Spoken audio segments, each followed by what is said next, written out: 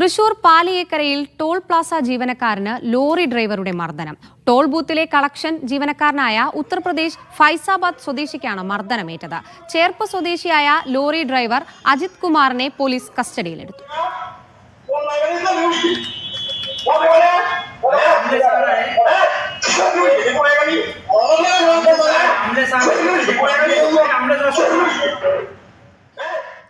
വിവരങ്ങളുമായി കെ അഖിൽ ചേരുന്നു. അഖിൽ, എപ്പോഴാണ് സംഭവം? എന്തിനാണ് ഇയാൾ ഈ ജീവനക്കാരനെ മർദ്ദിച്ചത്?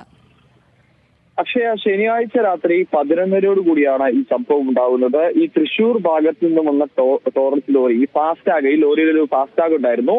ഇത് ഫാസ്ടാഗ് പ്രവർത്തിക്കാതെ വന്നതോടെയാണ് ഈ പപ്പു കുമാർ എത്തത്തിൽ വാഹനം സൈഡിലേക്ക് മാറ്റിയിടാൻ നിർദ്ദേശിച്ചത്. ഇതിനെ തുടർന്നാണ് ഈ പ്രതിൽ പ്രകോപിതനായാണ് പ്രതിയായിട്ടുള്ള അജിത് കുമാർ ടോൾ പ്ലാസയ്ക്കുള്ളിലേക്ക് അതിക്രമിച്ച് കയറുകയും ജീവനക്കാരെ മർദ്ദിക്കുകയും പിന്നീട് വാഹനം എടുത്ത് പോവുകയും ചെയ്തത്.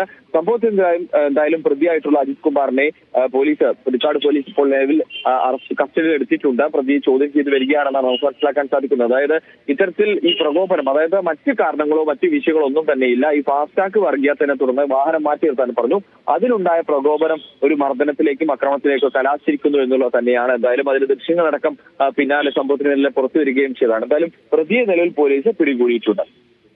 ശരി, വിവരങ്ങൾ നൽകിയത് കെ അഖില.